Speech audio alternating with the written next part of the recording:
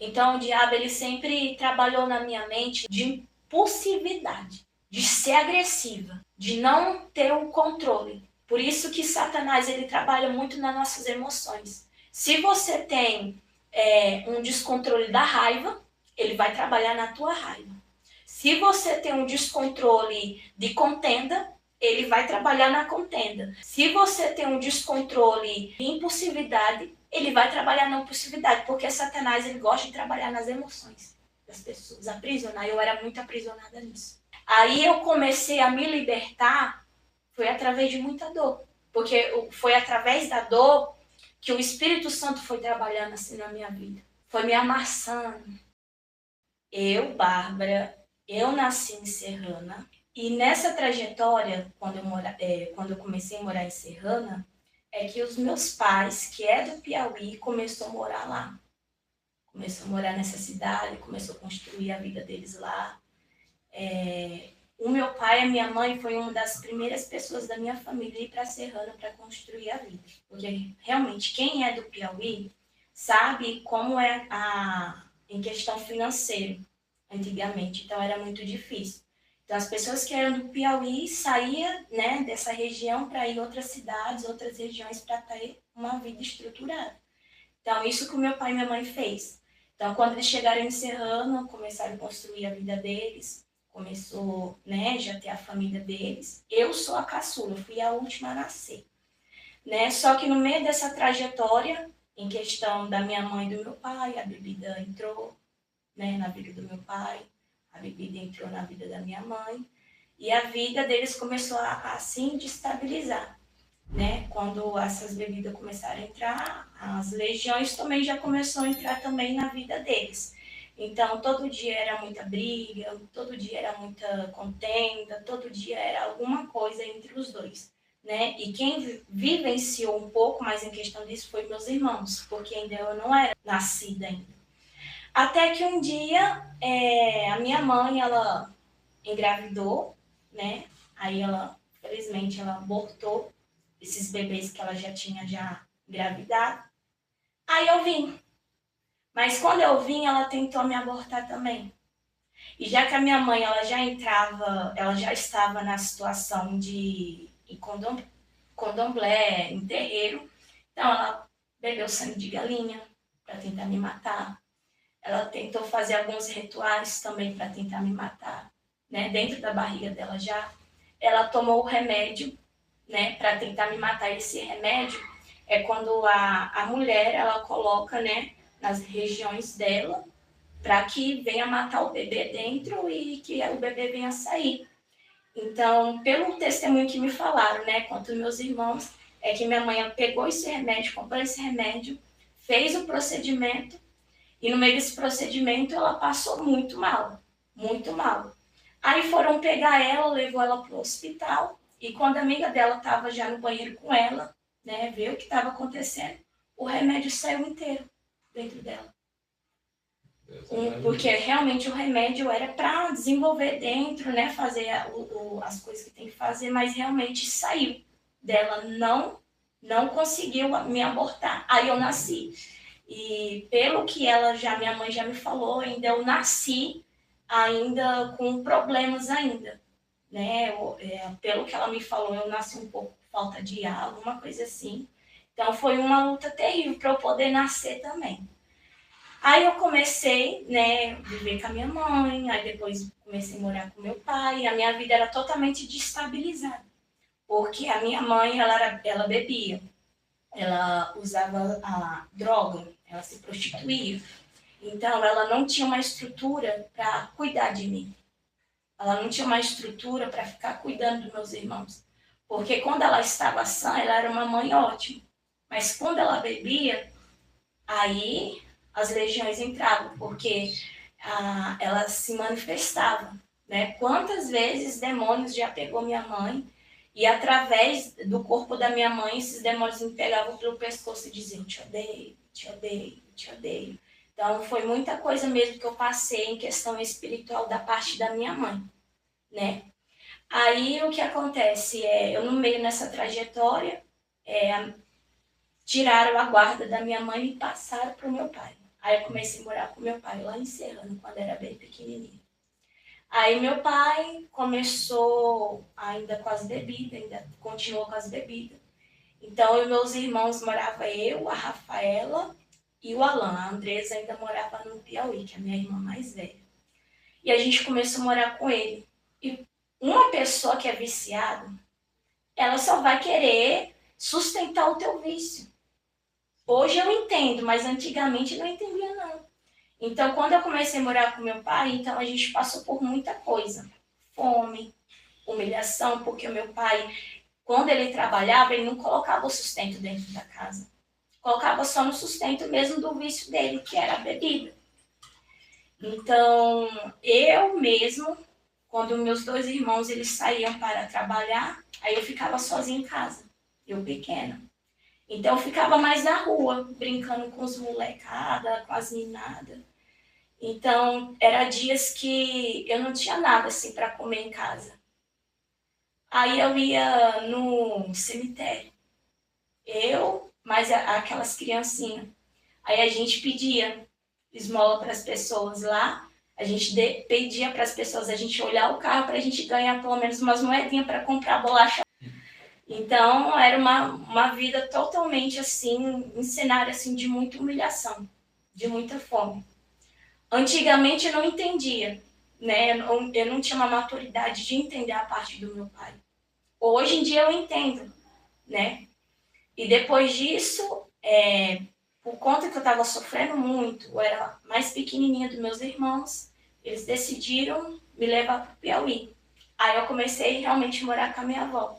A minha avó começou a cuidar de mim, começou a me dar muito amor, começou a me educar, que eu era terrível também.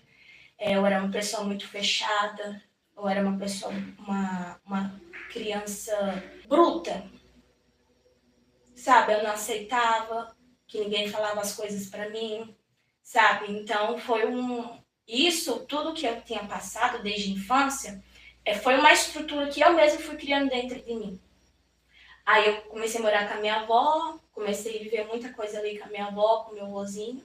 Aí chegou em 2012, a minha avó, ela foi para Serrana visitar, né, os filhos dela, os meus tios, e eu fui junto com ela. Aproveitando, aí eu já fiquei em Serrana. Aí comecei a morar com a minha irmã e com o ex-marido dela também.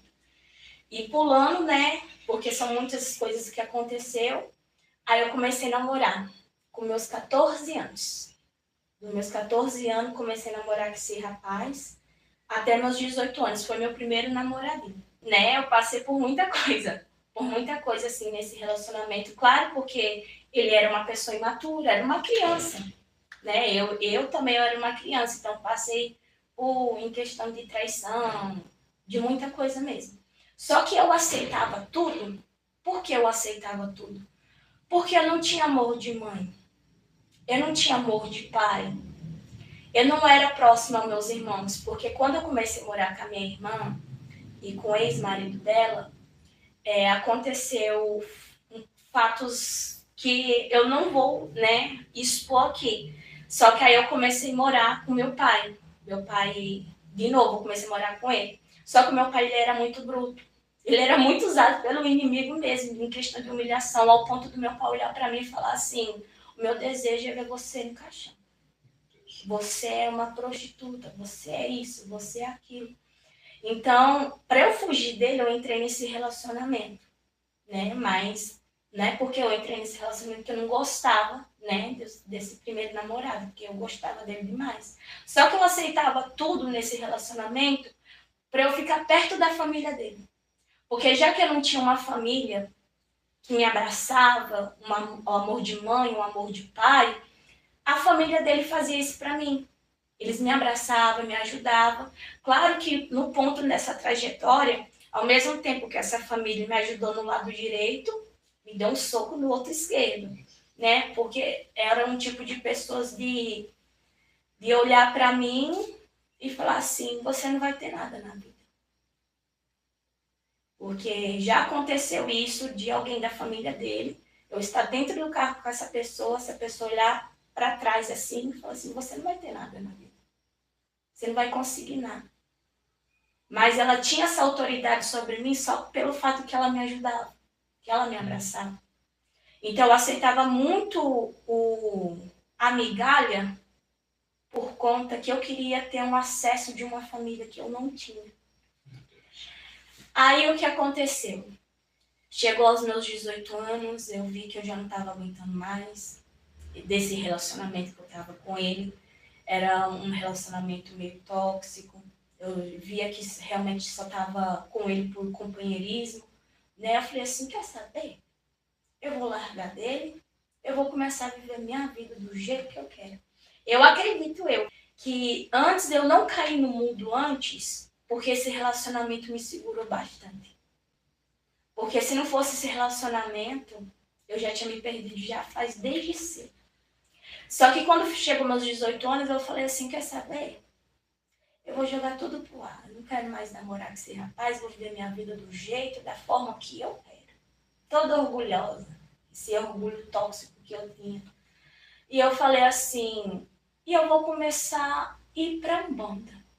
Vou começar a servir Pombagira e Exu, porque, Vitor, desde pequena, minha mãe me levava pro terreiro, levar pro espiritismo, depois me levar pro Allan Kardec, a minha avó me levar pra católica, depois me levar para a igreja evangélica. Então eu cresci com uma vida assim, o que é que eu quero servir?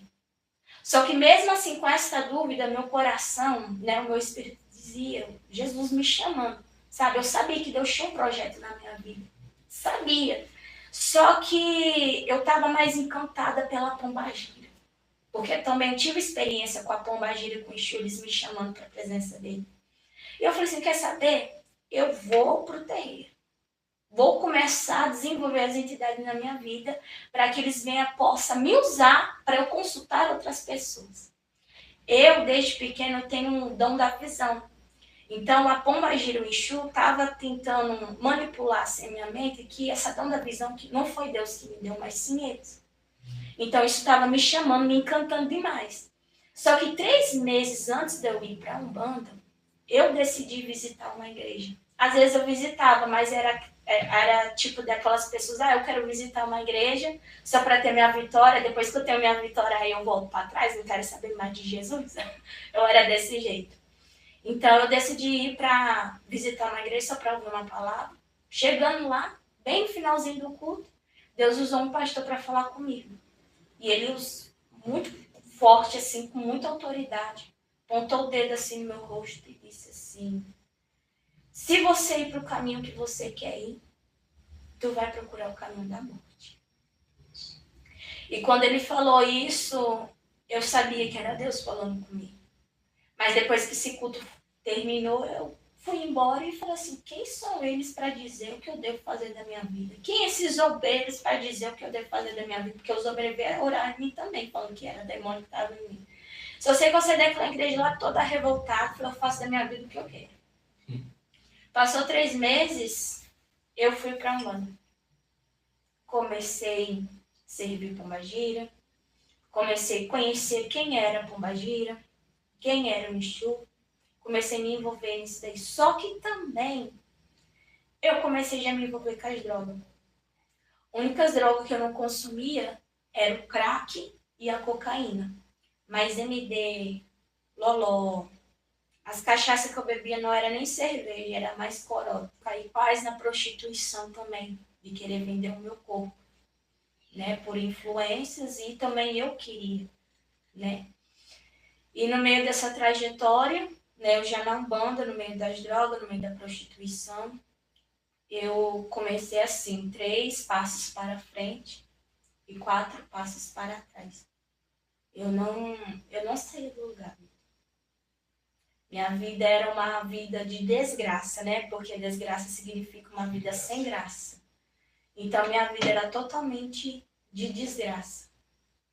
Uma vida totalmente cheia de pecado.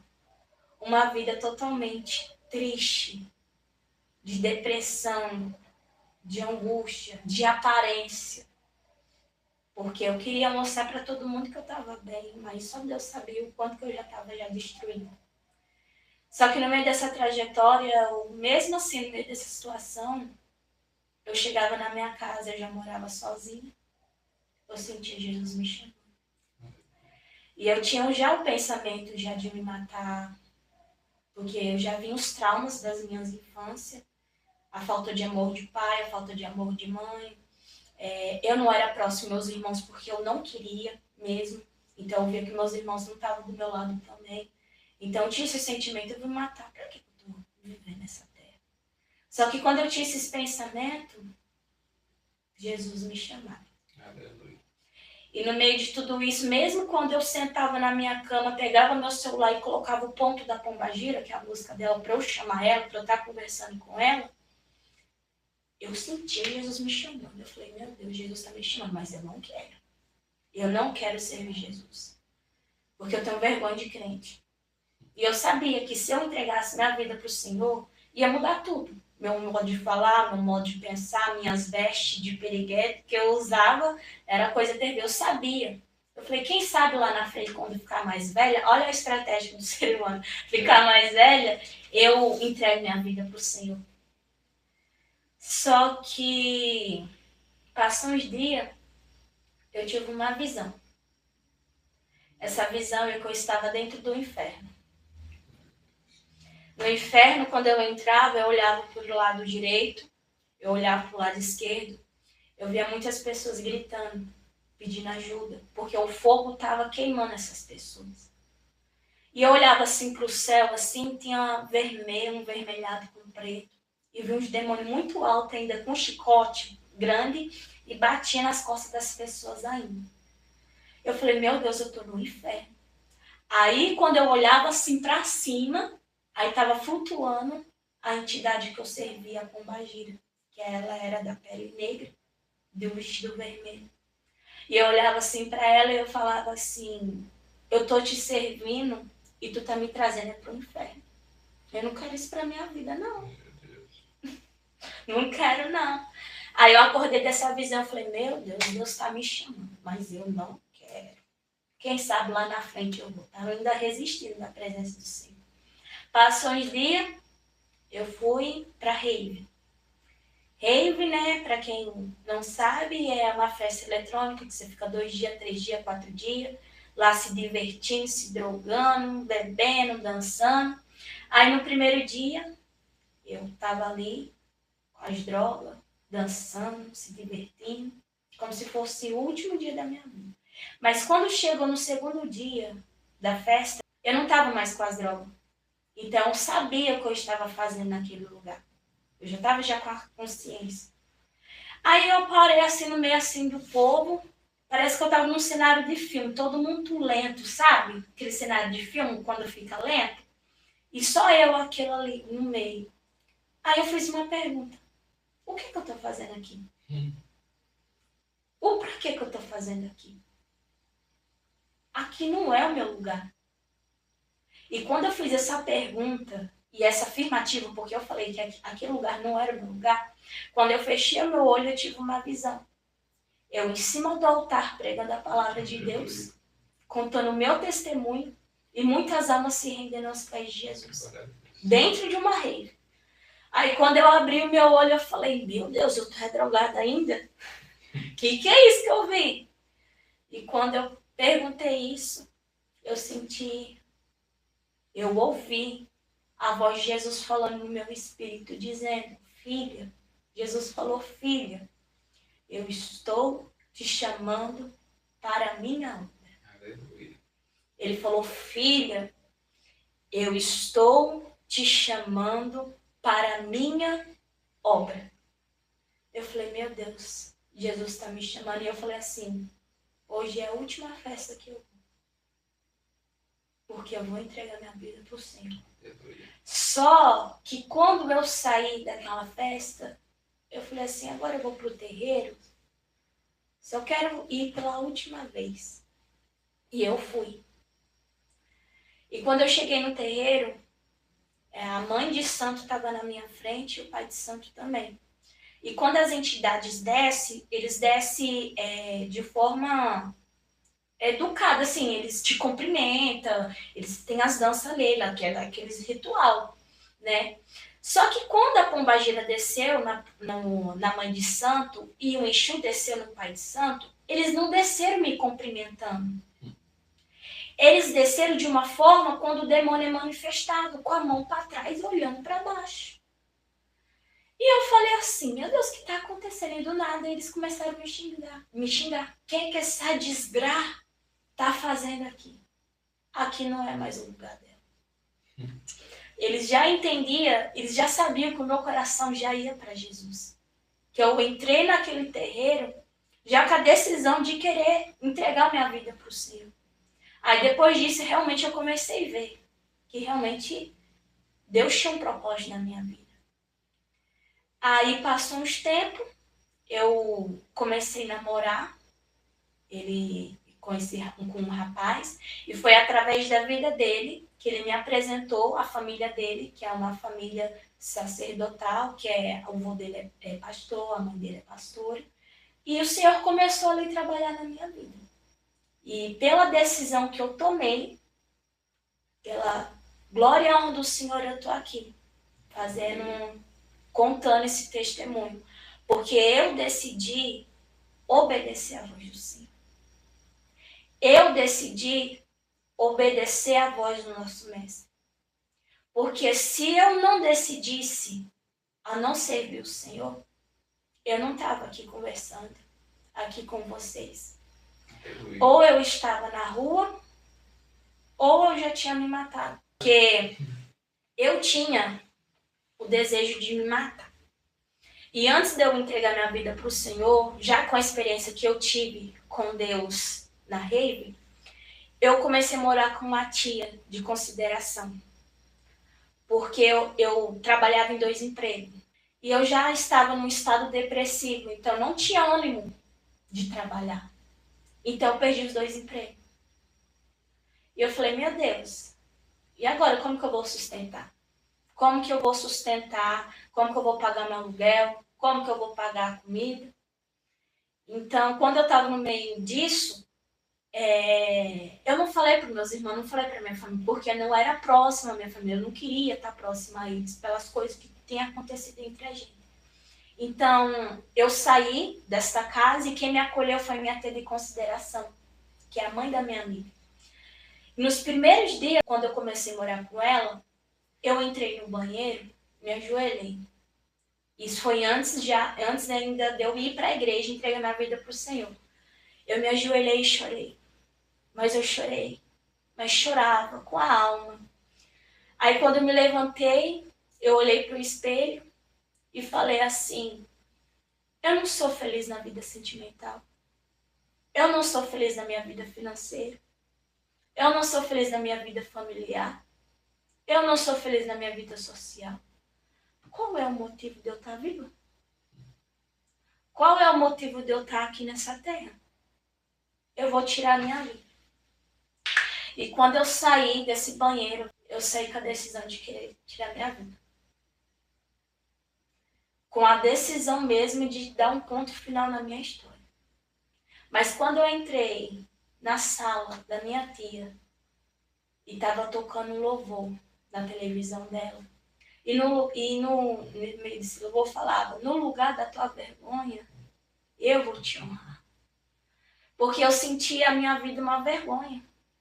Uma vida totalmente de derrota. Porque nada dava certo para mim. E Deus começava a ministrar. A partir do momento que você se posicionar e entregar a sua vida para mim, eu vou estar honrando a tua vida. E pela glória e honra do Senhor, me posicionei, entreguei minha vida para o Senhor e Ele está fazendo na minha vida. Então, para você que está vendo essa live, ou depois que vai ver essa live, não desista, não. Às vezes você está passando por aquilo que eu passei. Não sou feliz na vida sentimental, não sou feliz na vida financeira, não sou feliz na vida familiar, não tenho amor de pai, não tenho amor de mãe. Mas através dessa live eu quero dizer para você, se posicione na presença do Senhor. Entrega a sua vida para o Senhor. Porque no lugar da tua vergonha, da tua história de vergonha, o Senhor tem um poder de transformar este cenário. Mas o Senhor só transforma, Ele só faz, Ele só muda, se no caso você permitir. Então abre o teu coração para o Senhor. Abre a tua alma para o Senhor. Porque você vai ver a transformação que Ele vai fazer na tua vida.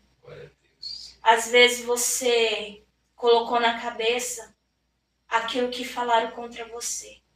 Não vai dar certo, você não é ninguém, você vai ser que nem tua mãe, vai ser que nem teu pai. Mas como uma serva do Senhor, eu quero dizer que quem dá a última palavra sobre qualquer vida e situação é o Senhor. Então ouve a voz de Deus, e não do homem, e não do inimigo. E como foi o processo de mudança de vida? Eita, Jesus! Foi um processo doloroso.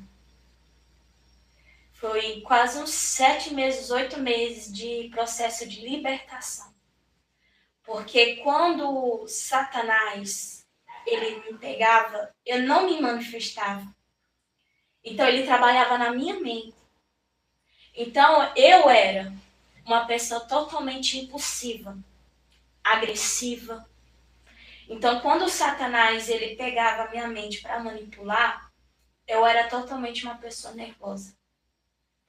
Eu era uma pessoa que do nada ia para as ruas descalça, descabelada, e vivia na rua assim, andando assim, totalmente querendo tirar minha vida, com pensamento porque eu tô viva, o porquê eu tô passando por tudo isso, porque Satanás ele trabalhava. E é tão interessante isso, porque o diabo ele me pegava a partir do momento que eu pegava o meu cabelo, um pedaço do meu cabelo, e amarrava ele. E quando eu amarrava o meu cabelo, a pombagira descia em mim. Então, essas entidades, elas agiam através da minha mente. E nessa época, quando eu entreguei minha vida para o Senhor, estou sendo sincera, a gente tem que ser sincera diante de Deus. Quando eu entreguei minha vida para o Senhor, no começo, ainda não tinha uma vida de renúncia. Então, eu era migada. Eu estava na fornicação.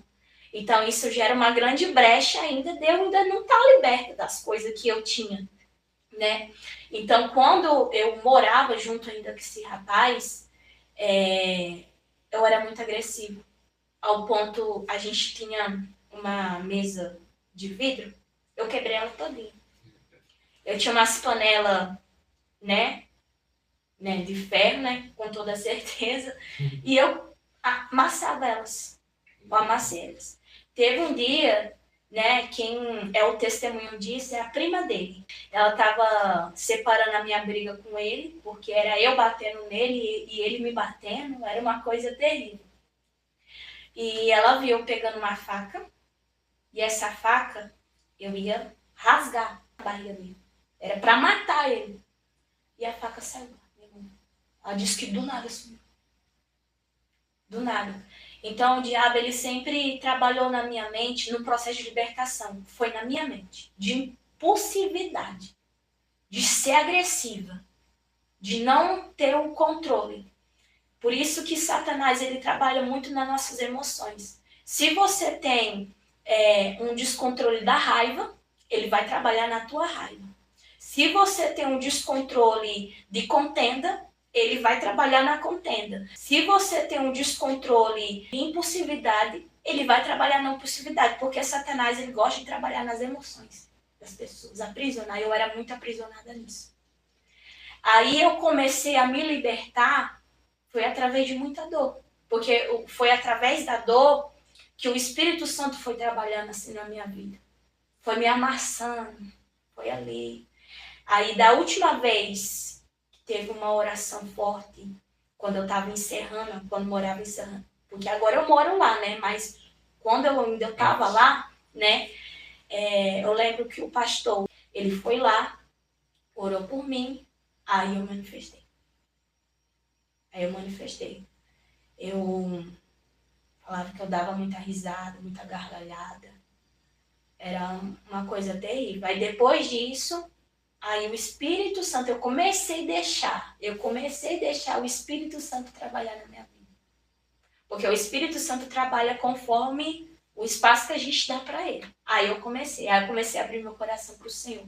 Porque até mesmo quando eu ia para a igreja, eu era um bicho do mato. Eu ficava durinha assim, não olhar para um lado, não olhar para o outro. Porque também o diabo, ele trabalha nisso. Coloca coisa na cabeça da gente. Tem pessoa te olhando, tem pessoa te julgando, entendeu? Satanás quer que você fique desse jeito dentro da igreja. Então eu senti a pombagira ali, ó, me segurando. Eu ficar ali, ó. Aí o Espírito Santo começou a trabalhar na minha vida. Começou a me libertar, começou a me transformar. E no meio dessa trajetória ainda, eu olhei para o céu, eu falei assim, ó pai, desde pequena eu sofro. Desde pequena eu passo por muita coisa. Eu achei que entregando minha vida para o Senhor as coisas vão melhorar, o testemunho ia terminar. Eu tô vendo que as coisas estão piorando. Porque eu estava entendendo quem era Deus ainda. Estava entendendo o que era o Evangelho. Estava entendendo, conhecendo a palavra do Senhor ainda. Então eu estava com a cabeça, entreguei minha vida para o Senhor, as coisas vão melhorar. Mas não, as coisas começam só a piorar. E eu fiz essa pergunta. Eu falei assim, a vida não vai melhorar, não. Meu testemunho não acabou, não? Aí eu falei assim, não vou mais para a igreja, não. Eu já queria desviar, olha só. Só que eu falei, hoje eu não vou na igreja, hoje vai ter culto e eu não vou. Só que eu senti o Espírito Santo me levando assim. Eu falei, você vai. E eu fui. E quando eu fui, sabe, foi algo tão sobrenatural que eu senti até uma leveza no Espírito Santo me levando. Por mais que eu estava sem força e não querendo, eu sentia ele me levando. Aí eu cheguei lá na igreja, toda simplesinha de chinelinho, cabelo todo bagunçado, toda revoltada da vida. Eu falei assim, vou sentar aí no fundo. Aí eu sentei no fundo, aí de repente entrou uma missionária lá que eu nunca vi na minha vida. Nunca vi essa mulher na minha vida. E deram oportunidade para ela falar alguma coisa a partir de Deus, cantar, louvar, contar algum testemunho. E ela foi falar, ela falou assim, eu vim aqui por causa de uma alma. E essa alma é você, irmã. Se levanta em nome de Jesus. Essa foi a primeira profecia que eu levei. Aí eu levantei e ela falou assim, você perguntou para Deus, seu testemunho acabou, né? Mas Deus te diz, seu testemunho ainda não acabou. Mas é através do seu testemunho que muitas almas vão se render aos pés de Jesus. Aguenta o processo. Porque tem muita coisa que ainda você vai passar. Aí, depois disso, eu comecei a aceitar Deus me moldando através da dor. E foi muita dor. Foi através de muita solidão. Foi através de depressão. Foi através de eu querer tirar a minha vida. Só que isso foi a ponte para que Deus venha trabalhar. E gerar testemunho. Porque muitas das vezes o Senhor permite a dor, permite traição, permite perseguição, permite alguma prova na tua vida. Sabe para quê? É para gerar testemunho na tua vida. Então tudo tem um propósito. Tudo tem um porquê. Tudo tem um para quê. A tua dor, a nossa dor não é em vão. Então o Senhor está usando essa dor para gerar testemunho e também para estar tratando da tua alma. Porque quando eu comecei a perceber, nosso cenário nunca vai mudar. Só que o Senhor começou a me ensinar que antes do cenário mudar, Ele primeiro quer mudar você primeiro.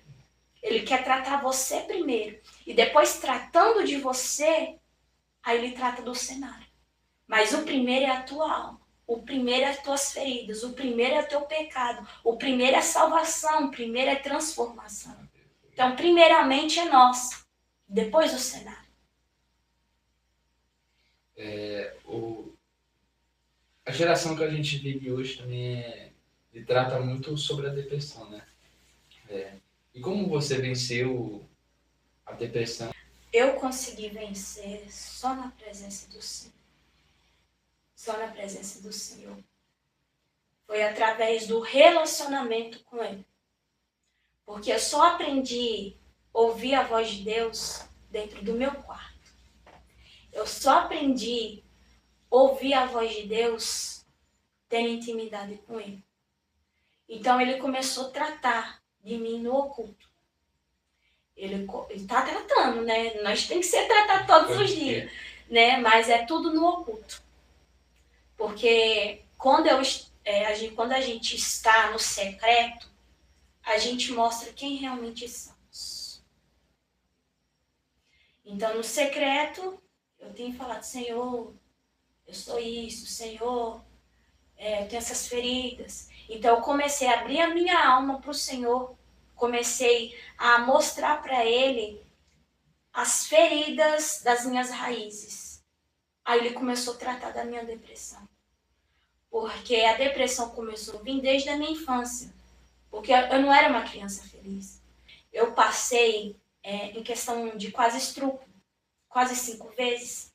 Passei por fome, passei por humilhação, passei por rejeição.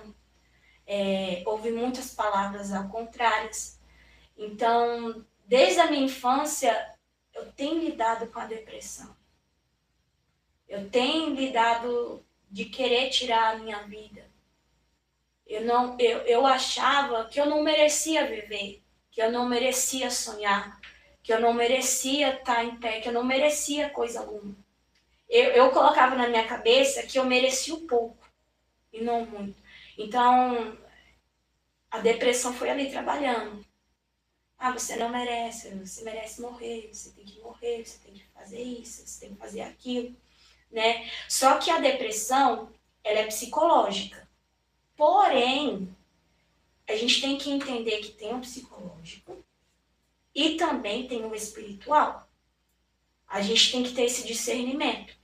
Então, o meu foi o psicológico, porém, Satanás aproveitou dessa emoção. Que nem eu tinha falado, que o Satanás ele trabalha através das nossas emoções.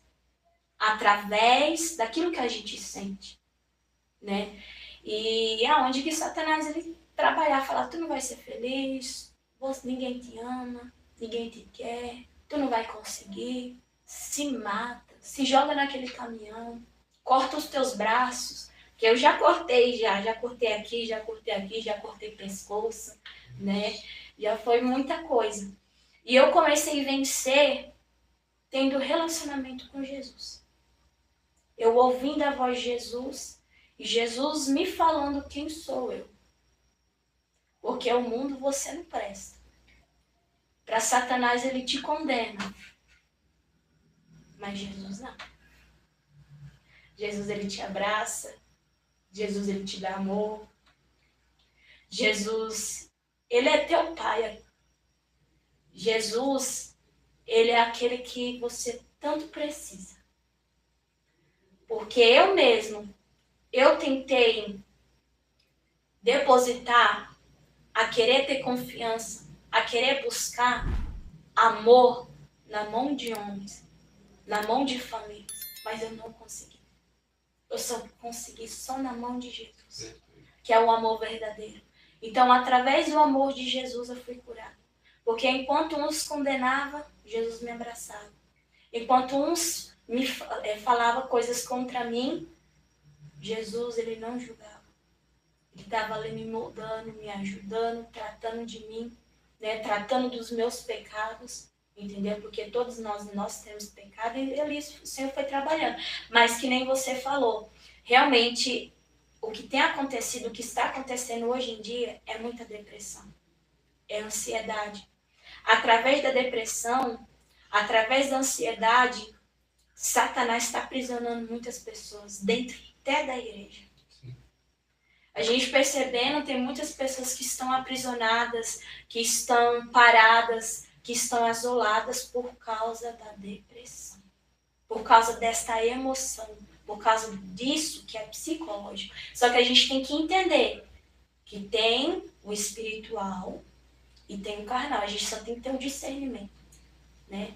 Mas o importante é você tratar ele, né? Deixar o Espírito Santo tratar disso. Mas também eu aconselho a pessoa ir realmente nos médicos, né? Porque o Senhor deixou os médicos aqui na Terra para isso. Porém, a gente só é liberta na presença do Senhor. Pela experiência que eu passei, né? E eu lido com isso ainda. né? Porque se eu for para eu dar lugar para Satanás, a depressão vem de novo. Eu não quero viver de novo, entendeu? Então, sempre quando a gente é curado em algo, Satanás ele quer trabalhar nisso também, para que venha voltar. Né? Então, né? Sim, e por isso que a gente tem que estar em muita vigilância. Vigilância, em muita oração, na palavra, em jejum, em consagração, porque Deus existe, mas Satanás também. Céu existe, mas o inferno também. Então, hoje em dia, muitas pessoas estão perdendo nas guerras espirituais por conta disso. Porque não sabem batalhar no mundo espiritual. Hoje em dia, muitas pessoas que estão dentro da igreja estão perdendo nas guerras espirituais porque não está sabendo lutar nas guerras espirituais. Porque está nas guerras espirituais, mas usa as armas carnais. E a partir do momento que a gente está numa guerra espiritual e usa as armas carnais, a gente vai perder, a gente vai frustrar, a gente vai cair, a gente vai parar, a gente vai voltar para trás. Então a gente tem que ter o discernimento. Estou na guerra espiritual, tem que usar as armas espirituais. Oração, jejum, vigilância. A capacete da salvação, o que está no Efésios 6. No meio desse tema que a gente já entrou aqui, eu já lembrei de outra coisa. Eu estava dentro do meu quarto e eu tive uma visão. Essa visão que o demônio estava na minha frente e ele falou assim, há uma legião se organizando para atacar você. Ele falou desse jeito. Aí eu saí dessa visão, né? Acordei dessa visão e falei, meu Deus, eu tenho que jejuar mais, orar mais. E quando eu comecei a orar, conversar com o Senhor, Deus começou a ministrar em mim. Viu como o inferno é organizado? Viu que o inferno ele tem uma monarquia? Porque eu perguntei, pai, como assim legião se organizando? E Deus começou a ministrar isso em mim. O inferno é organizado. O inferno há uma monarquia. Só que tem muitas pessoas que estão na minha presença, que me servem, não é organizado como o inferno é. Por isso que muitas pessoas que estão na minha presença estão perdendo, estão despercebidos, estão dormindo. Porque enquanto Satanás ele está armando, está fazendo reunião contra eles, eles estão dormindo. Eles não estão vigiando. Porque a maioria, se a gente for para perceber, a maioria dentro das igrejas é irmão atacando outro irmão. Mas não tem irmão atacando Satanás. Não, a maioria são irmãos contra irmão. Enquanto Satanás está ali batendo palma, fala assim, é isso mesmo, faça assim. Né? Mas o que adianta o inferno ser organizado no cristão? Não. Se Satanás é organizado, nós cristãos a gente tem que ser também. A gente tem que saber lutar no mundo espiritual, senão a gente só vai perder.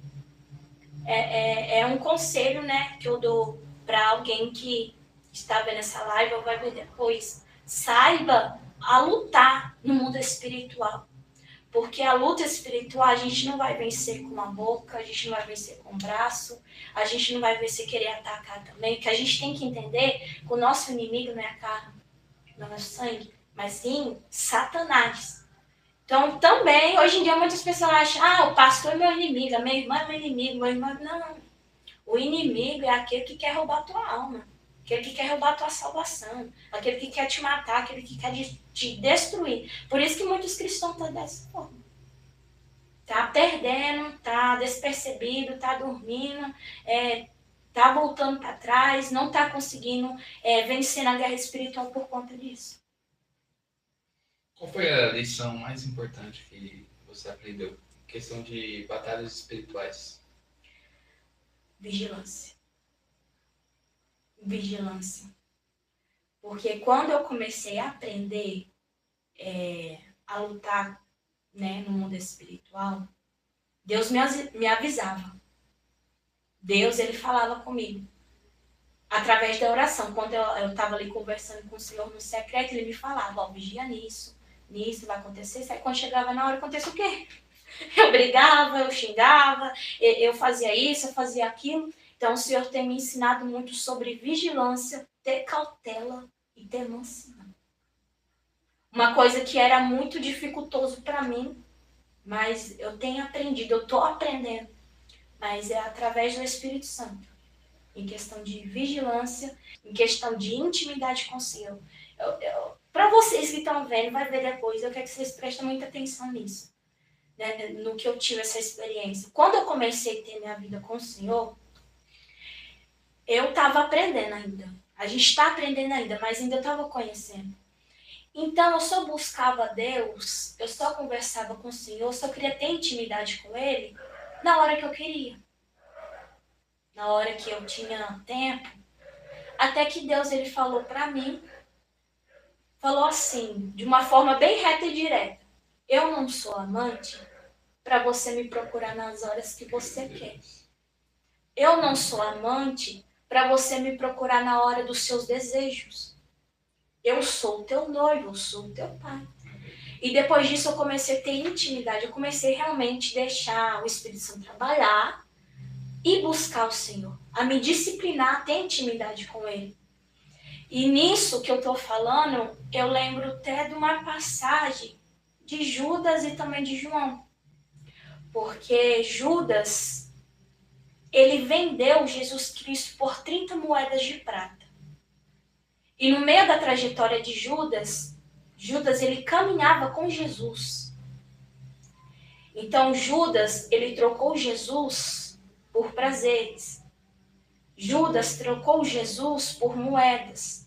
Judas trocou sua salvação pela condenação. Só que também eu lembro de João, porque o João, ele era um dos discípulos mais íntimos de Jesus. Ele era íntimo de Jesus. E ele ficou com Jesus Cristo até a sua morte, até quando ele ressuscitou também. Até porque João, ele foi escolhido para ter as revelações do Apocalipse. Então João, ele tinha intimidade, mas Judas só caminhava. Então uma diferença, quem caminha e quem é íntimo de Jesus.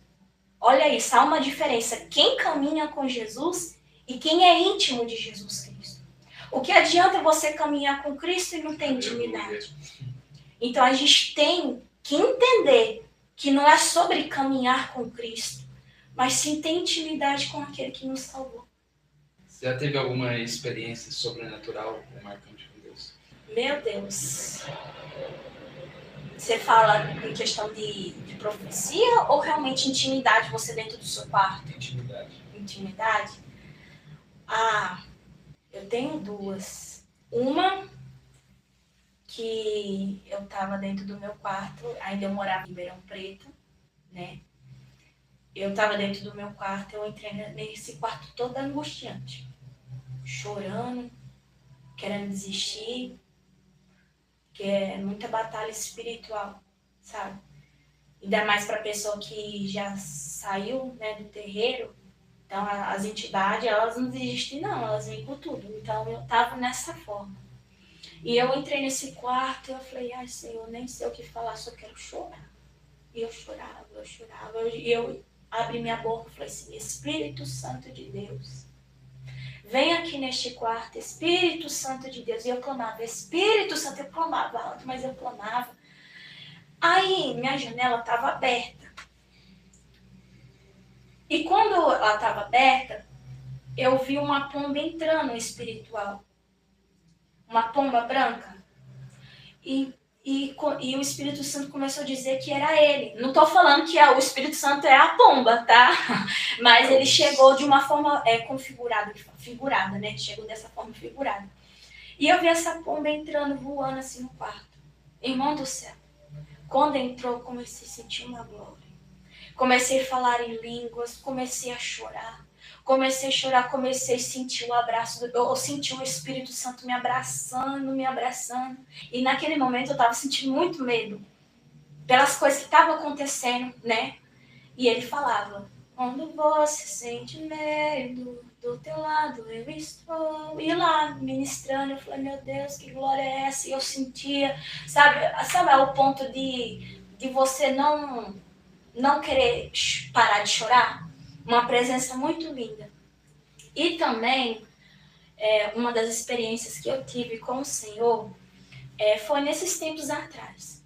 Eu estava dentro do meu quarto, eu estava orando, conversando com Deus. Eu estava até conversando com Ele sobre salvação, sobre o jeito que estava o mundo, né? Eu comecei a falar, ai, Senhor, me desperta mais para poder orar, me desperta mais para poder se posicionar. Eu não quero me corromper, que nem muitos estão se corrompendo na Tua presença. Me ajuda, eu largo no meu desespero, né? Aí eu tive uma visão. Quando eu fechei o meu olho, eu tive uma visão assim, meio que de um céu. Era a coisa mais linda. E nesse céu tinha um portão muito grande, feito de ouro, e brilhava. Era muito lindo. Só que em cima estava escrito renúncia. Aí eu comecei a perguntar, pai, como assim renúncia? Aí o Senhor começou a ministrar em mim. Só vai entrar neste portão aqueles que renunciar na terra. Só vai passar neste portão aqueles que renunciar por amor a mim. Só vai passar neste portão aqueles que viveu o verdadeiro evangelho na minha presença. Aí ali o Senhor começou a ministrar sobre salvação, sobre despertamento. Também tem outro também. Tem outro também, que foi no ano passado. Eu estava, acho que foi no mês de outubro, setembro, não sei. Eu estava dentro do meu quarto, eu estava passando por uns processos. E eu lá dentro do meu quarto, eu só chorava. Só chorava, só chorava, só chorava, só chorava. E quando eu chorava, eu tive uma visão aberta. Eu vi um homem de branco descendo assim do teto. E ele descia assim na minha direção, parava, e ele pegava um lençol. E ele me cobria com esse lençol. E quando ele me cobriu com esse lençol, esse homem de branco, ele sumiu. Só que eu via um lençol espiritual em mim, me cobrindo. E eu lá comecei a ser renovada pelo Espírito Santo. E eu só ministrar em mim. Eu estou te dando estrutura das guerras que vão vir. E depois disso, só foi guerra atrás de guerra. Porque se não fosse essa, que nem você falou, né? Se não fosse essa experiência, eu acho que eu não aguentaria. Eu acho que eu pararia com o meu chamado, com o meu ministério. Porque Deus já tinha falado, vão vir por conta do ministério que eu tenho na tua vida, para te dar mais estrutura. Então o Senhor me deu uma estrutura ali para orientar das guerras futuras, né, que já aconteceu, né? E também, deixa eu ver outra experiência com o papai. Ai, meu Deus do céu. Outra experiência. Isso foi bem no começo, com a minha vida com Deus, né, com a intimidade. Quando eu comecei a ter minha vida com o Senhor, eu estava num processo que eu não estava trabalhando ainda. Então, quem estava me ajudando muito, bem no começo, era a minha ex-sogra, né, que é uma mãe para mim, ela, o Vodito, que é o pastor. Então, eles me ajudavam. A Carmen me dava shampoo, me dava condicionador, às vezes o Vodito, ele me dava... sabe, mistura para mim e pro rapaz, né, que eu namorava. Só que nesse meio tempo, eu e ele tinha largado, então ele não tava morando onde que eu tava morando, ele tinha saído, ele tinha ido embora. Então eu tava sendo cuidada pela família dele, né? E eu falei assim, ai, Senhor, não tenho mais shampoo, não tenho condicionador, eu não tenho mais mistura, eu não quero mais incomodar essa família, eles têm me ajudado bastante, me abraçado bastante. E eu, 3 horas da manhã, eu abri minha boca e comecei a chorar. Mas eu chorava, eu falei assim, eu não tenho nada, eu não tenho dinheiro, como que eu vou comprar? Não tenho mais a coragem de falar isso pra Carmen, de pedir alguma coisa, né?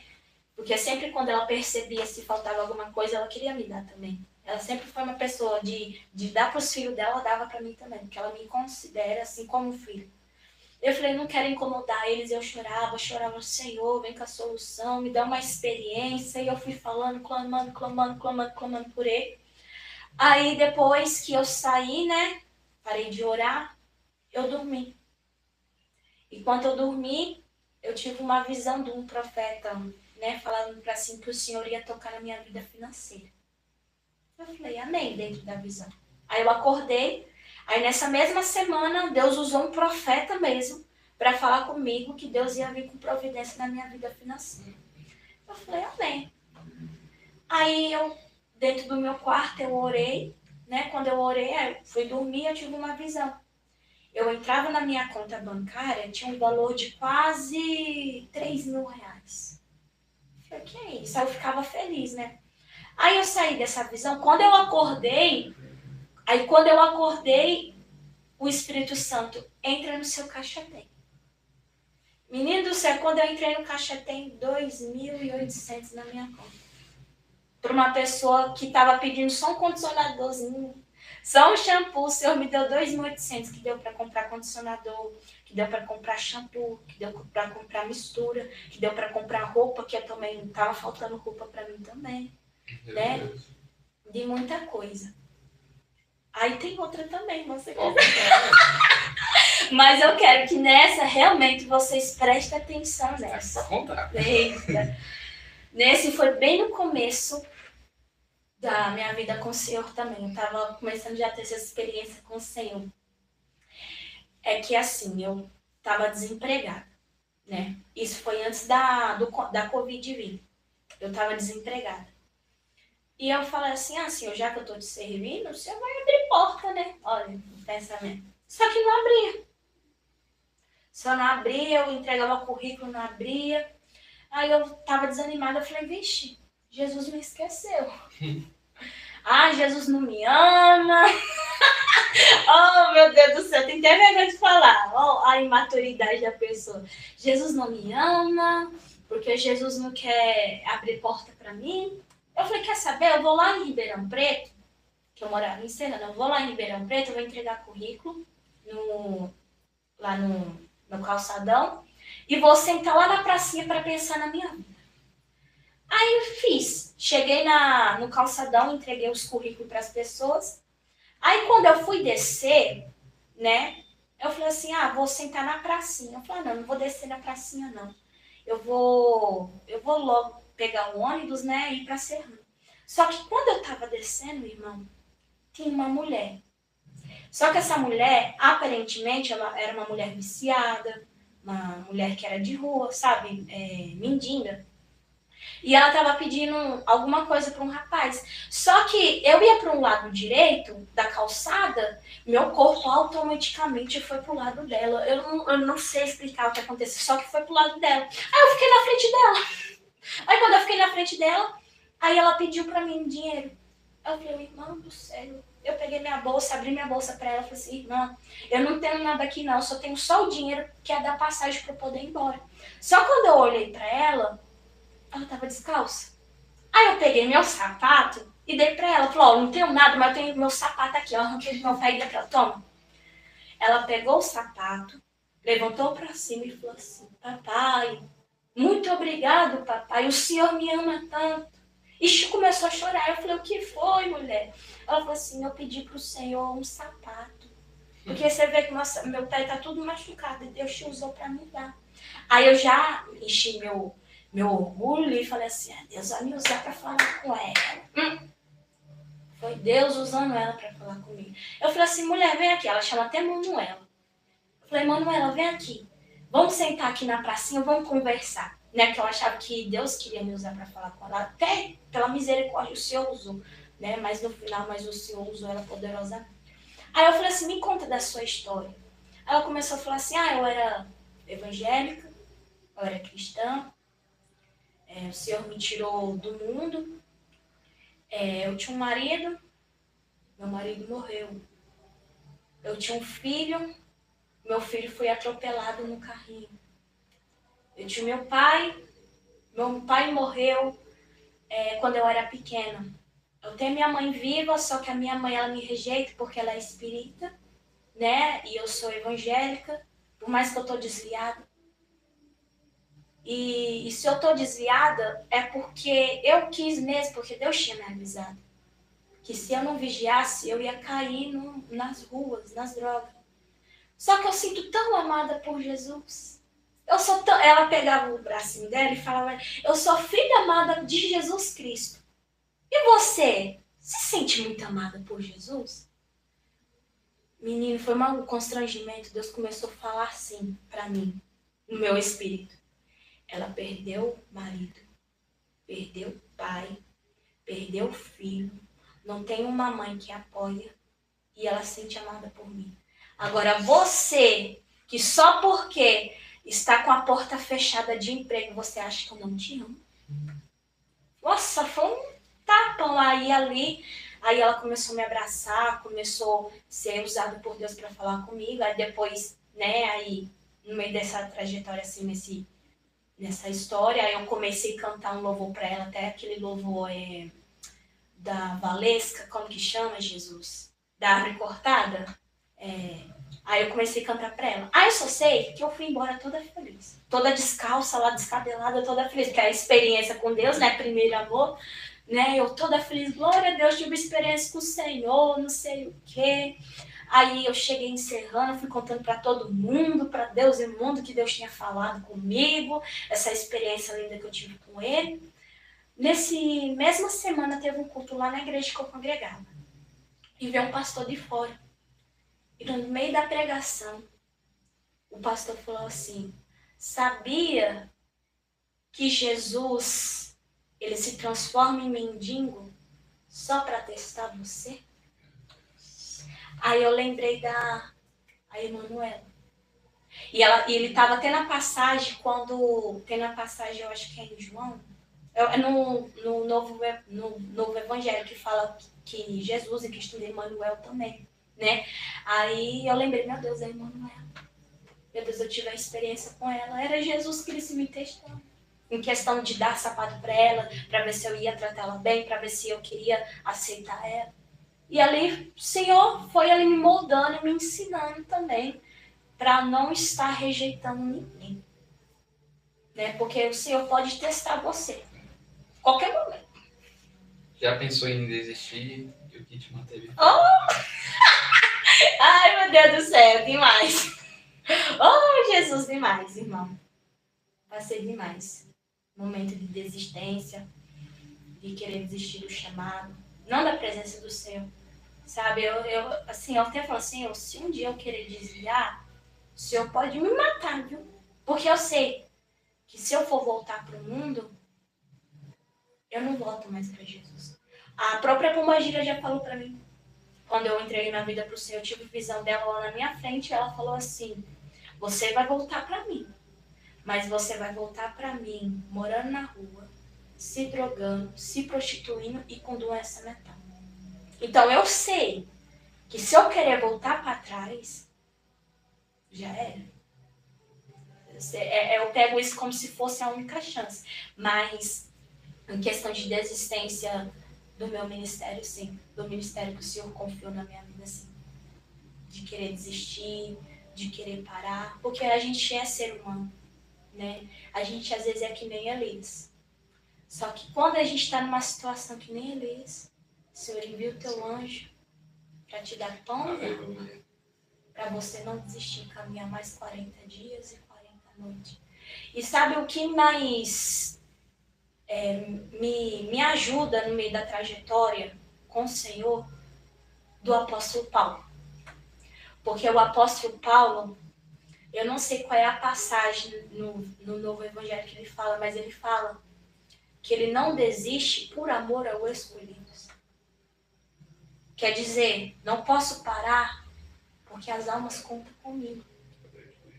Eu não posso parar com o meu chamado porque almas dependem daquilo que o Senhor confiou nas minhas mãos.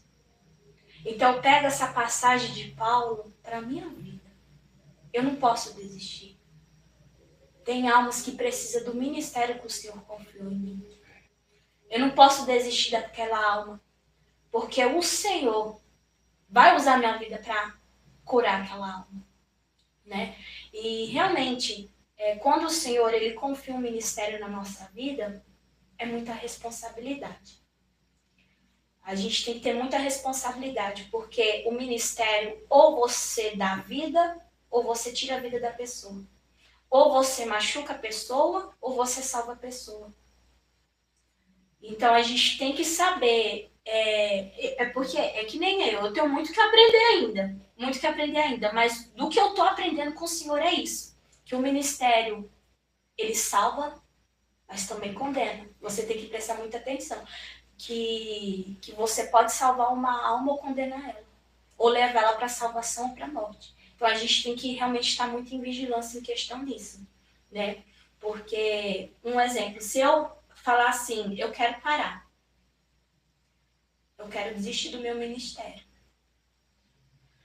Só que muitas almas podem ir para o inferno por falta de posicionamento seu. E nisso que eu estou falando, eu lembro até de um testemunho que eu vi no YouTube, de um pastor, né, dentro da igreja, ele contou o testemunho de uma mulher que era missionária, que tinha um ministério muito grande, né? Só que ela pediu uma família para o Senhor e Deus deu uma família. Ela deu marido e deu os filhos para ela. E ela deixou de exercer o ministério dela só para cuidar só da família dela. Claro, né, que o nosso primeiro ministério, quando a gente tem uma família, é a família. Né? Mas ela deixou de exercer aquilo que o Senhor confiou nas mãos dela. Então, os filhos dela cresceram, os filhos dela se estruturou e ela continuou parada no ministério dela. Aí esse pastor falando, né, que ela estava dentro da casa dela e um profeta entrou dentro da casa dela e falou assim, que ela vai ficar em conta com 200 mil de almas no inferno, porque ela não se posicionou. Aí chegou no outro dia, ela morreu. Então, tudo que a gente faz, o ministério que o Senhor tem na nossa mão, quanto também as nossas atitudes, a gente vai estar na frente do juízo. A gente vai lidar com cada alma. Então, por isso que a gente não pode parar. Porque se a sua mãe, um exemplo, se sua mãe e seu pai não é salvo, mas é através de você que vai ser. O teu posicionamento vale muito. O teu posicionamento vale muito no meio da nossa casa, no meio dos nossos amigos. Por isso que a gente não pode parar. Sabe, eu lembro até da passagem do rei Josafá. Porque o rei Josafá, quando ele estava liderando o teu povo, ele ficou sabendo que estava vindo uma grande multidão, 3 reinos contra ele. Então, quando ele ficou sabendo dessa notícia, ele temeu, ele teve medo, teve um sentimento de medo, mas ele não deixou de se posicionar. Ele orou e jejuou. E quando ele orou e jejuou, o povo dele também jejuou e orou. Quer dizer, através do posicionamento do rei Josafá, o povo dele se posicionou também. Através do posicionamento do rei Josafá, o povo jejuou e orou também. Mas se no caso o rei Josafá não se posicionasse, será que o povo ia posicionar também? Então por isso que a gente é influência no meio dessa geração. Eu sou influente, você também. A gente tem que ser uma pessoa que influencia outras pessoas na presença do Senhor. Através da sua adoração, através do louvor, através da palavra, através do abraço, através de conselho. A gente não pode parar. A geração não pode parar. E eu acho que muitas pessoas falam, a nossa geração não tem jeito. Já ouvi pessoas falando isso. Mas eu creio que sim. Eu creio do avivamento. Eu creio nessa geração. Na palavra do Senhor diz, né? Que onde há fogo de vida, há esperança. E ainda há esperança para a nossa geração, há esperança para o Brasil, para outros países também, em questão de avivamento também. Quanto poder do Senhor, né? Quanto também de caráter, vamos falar assim. Porque o avivamento, muitos confundem que pular, falar em línguas. Claro que isso é uma consequência do avivamento, né? Mas o avivamento genuíno é uma vida de santidade, de oração, de arrependimento, de transformação, de mudança de vida. É que nem eu falo, sempre quando eu vou nas igrejas, quando o Senhor permite eu pregar, eu sempre falo, avivamento né, você entrar dentro de uma igreja e cair nela. Mas avivamento é você aprender a estar de pé fora da igreja, né? E eu creio nessa geração, por mais que parece que todo mundo está se corrompendo, né? Mas quem dá a última palavra é o Senhor, né? Quem sou eu, quem somos nós para falar assim, não tem jeito? Tem jeito sim. Tem jeito sim. E a gente vai contemplar a glória do Senhor, o poder do Senhor nessa geração. Em nome de Jesus. Eu fiz essa pergunta antes do podcast, né? E eu irei perguntar de novo, né? Como manter, né, essa vida espiritual com as suas responsabilidades diárias e também no seu ministério? Através da disciplina, né? Porque quando a gente fala de disciplina, a gente fala de organização. Então você tem que se disciplinar, se organizar. Tempo de trabalho, tempo de estudo, tempo de buscar o Senhor, tempo de tratar de você, tempo disso e tempo daquilo. É tudo disciplina. E bem no começo, eu tava vivendo uma vida meio bagunçada. Tipo assim, meu Deus, amanhã tem agenda, eu tenho que fazer isso, eu tenho que fazer aquilo. Aí quando chegava no meio do dia, eu falei, meu Deus, eu não entrei no quarto para conversar com meu pai, como assim? Entendeu? Então a gente tem que saber a disciplinar e priorizar. Priorizar a intimidade com o Senhor.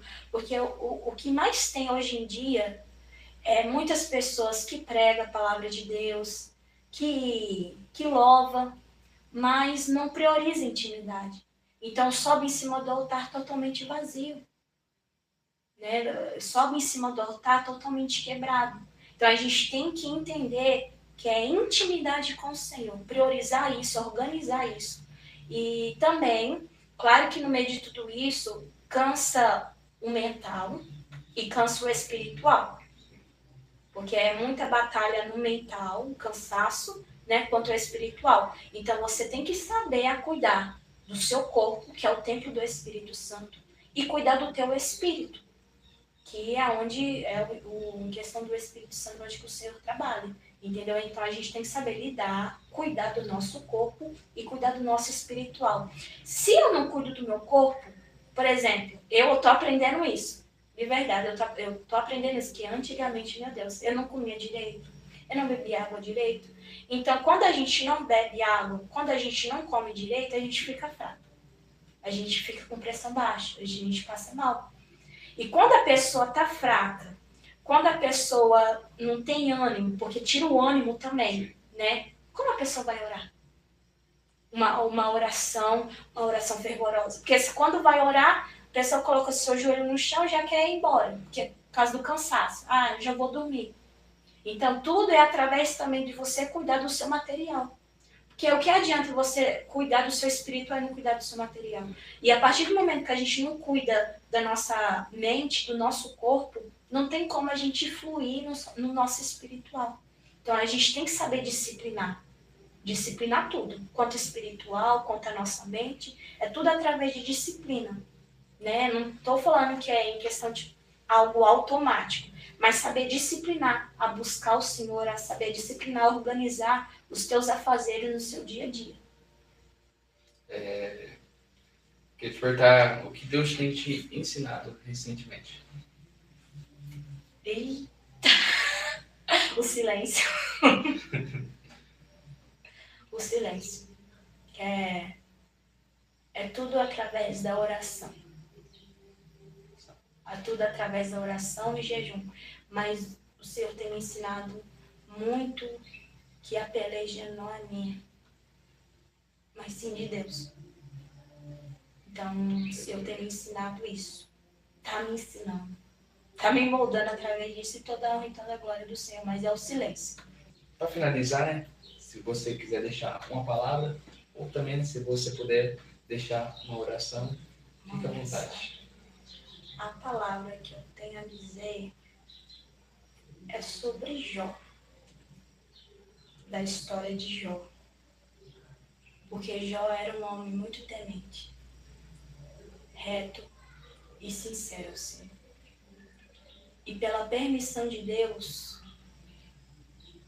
Deus permitiu que Satanás tocasse em todas as áreas da vida de Jó.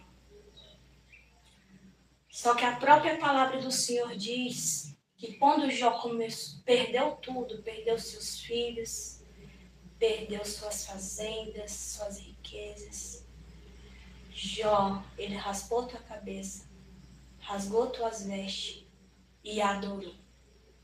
Ele poderia muito bem já blasfemear contra o Senhor, mas ele não. Ele adorou. Então, uma palavra que eu tenho a dizer para você. Pode perder tudo. Pode passar por qualquer situação. Mas seja que nem Jó. Adore o nosso Rei. Adore o nosso Pai. No meio do luto, no meio da depressão, no meio da contenda, perseguição, eu não sei o que você está passando. Qual é a prova que você está. Mas não deixa de adorar o nosso Senhor. Porque Ele é tudo na nossa vida. E a própria palavra diz que as coisas terrenas passam, acabam. Mas as coisas que a gente não se vê é eterno, que é a presença do Senhor. Então tu pode perder tua mãe, tu pode perder teu pai, teu casamento um dia acaba, o teu carro um dia pode quebrar, mas a presença do Senhor, ela é eterna. Então não deixe de adorar o Senhor na situação que você está. Porque enquanto você adora, o Senhor vai mudar teu cativeiro que nem mudou de Jó. Amém? Que você receba esta palavra em nome de Jesus.